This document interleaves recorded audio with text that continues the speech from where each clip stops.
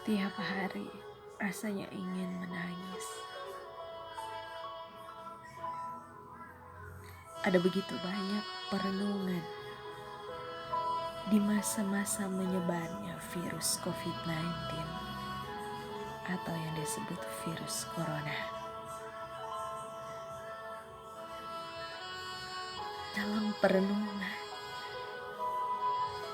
sering mengingat bahwa Tuhan begitu baik kepada semua anak-anaknya.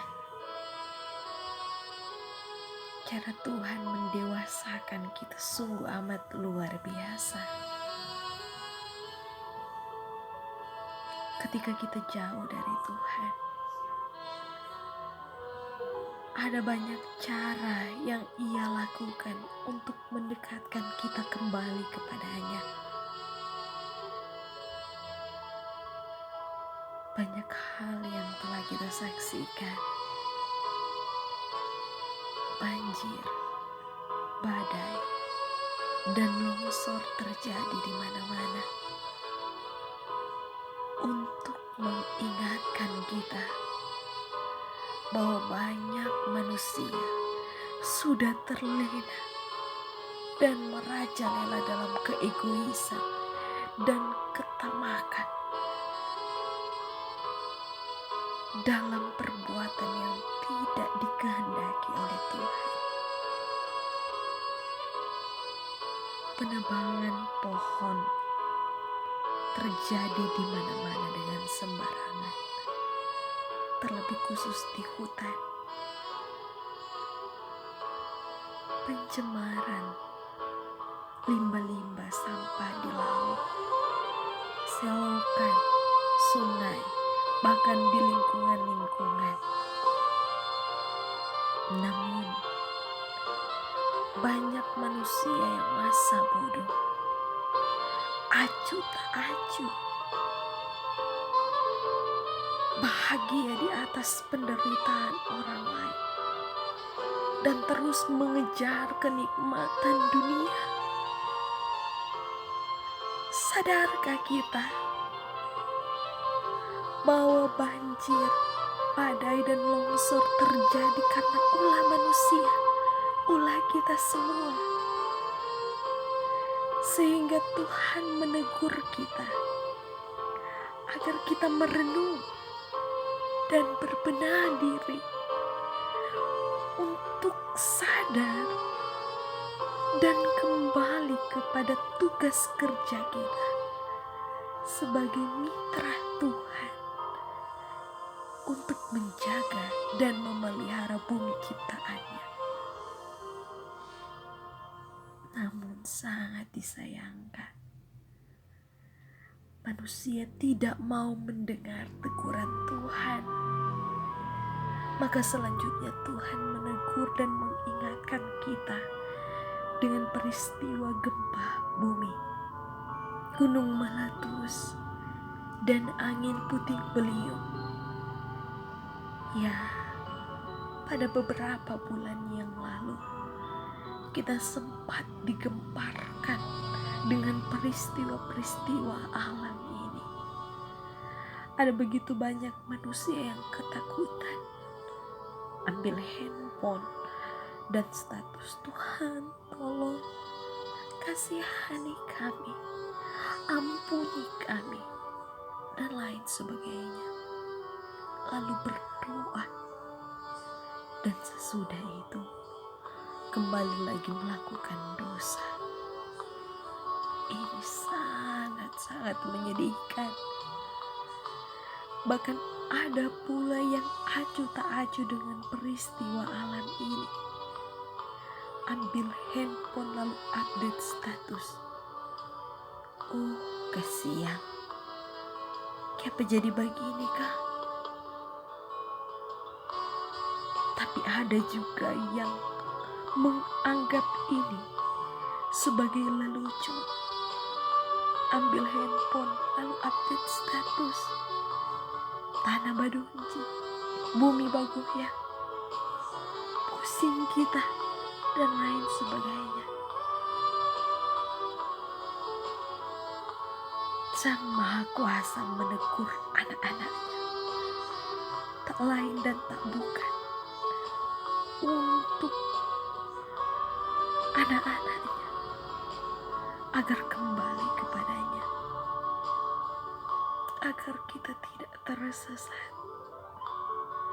Tetapi lagi dan lagi manusia tetap kabal, manusia tetap tidak peduli dan melakukan apa yang dikehendaki sesuka hatinya, sibuk mengejar harta, tahta, dan wanita, bahkan pria. Corona atau COVID-19, ya, akhirnya Tuhan memakai cara ini untuk menegur dan mengajarkan anak-anaknya untuk kembali kepadanya, untuk berbalik kepadanya. Ya, ini cara terdahsyat, ini cara terekstrim, ini cara tersedih, bahkan ini cara tersakit. Mengapa? Dengan kejadian ini, manusia baru sadar bahwa mereka tidak ada apa-apanya. Waktu menjadi tak berharga lagi. Uang bahkan pun tidak ada apa-apanya. Pekerjaan, studi, segala usaha pun demikian tidak berarti lagi di saat-saat ini. COVID-19 atau Corona membuat kita merenung bahwa siapapun kita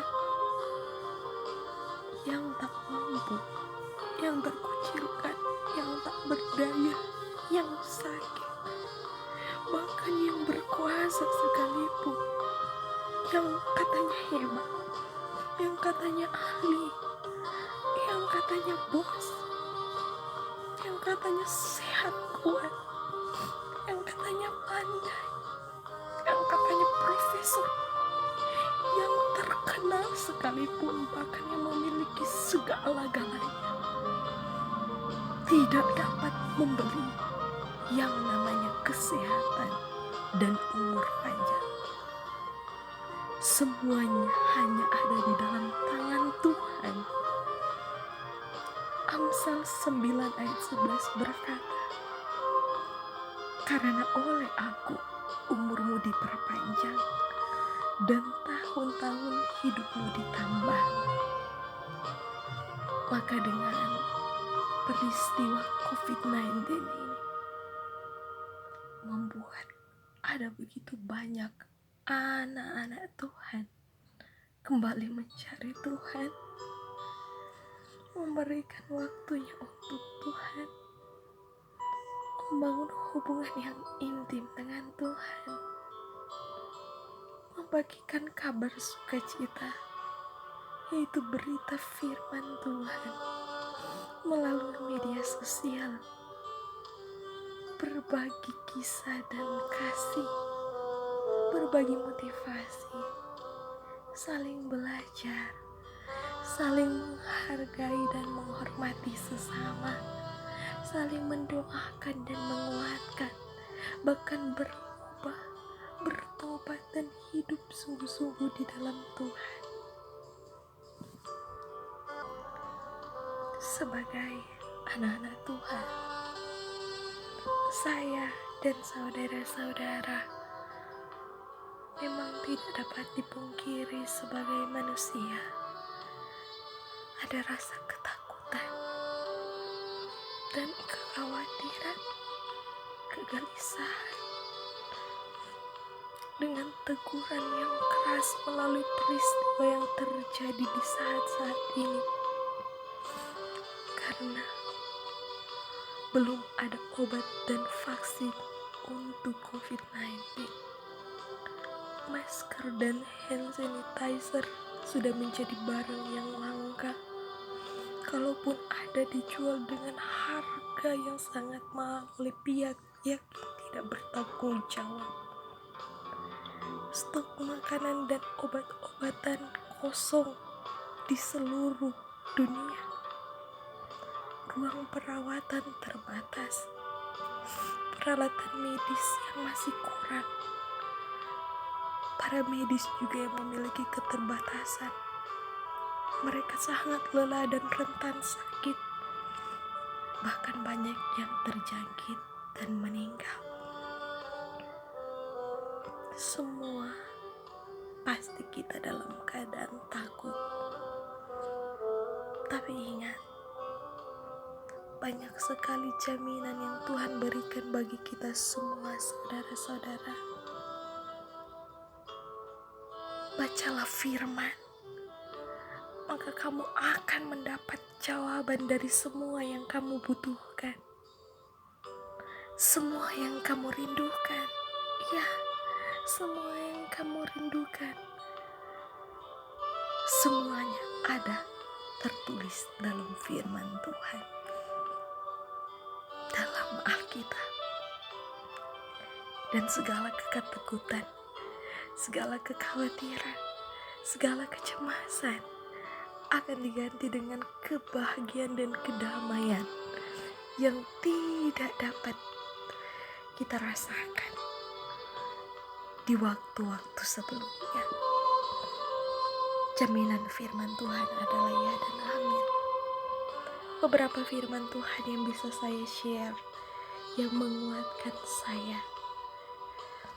Yosua 1 ayat 9 berkata, "Bukankah telah kuperintahkan kepadamu, kuatkan dan teguhkan hatimu. Janganlah kecut dan tawar hati, sebab Tuhan Allahmu menyertai engkau kemanapun engkau pergi." Yesaya 41 ayat 10 berkata, "Janganlah takut, sebab aku menyertai engkau. Janganlah bimbang, sebab aku ini Allahmu. Aku akan meneguhkan, bahkan akan menolong engkau. Aku akan memegang engkau dengan tangan kananku yang membawa kemenangan." Ibrani 13 ayat 5b berkata, "Karena Allah telah berfirman, aku sekali-kali tidak akan membiarkan engkau, dan aku sekali-kali tidak akan..."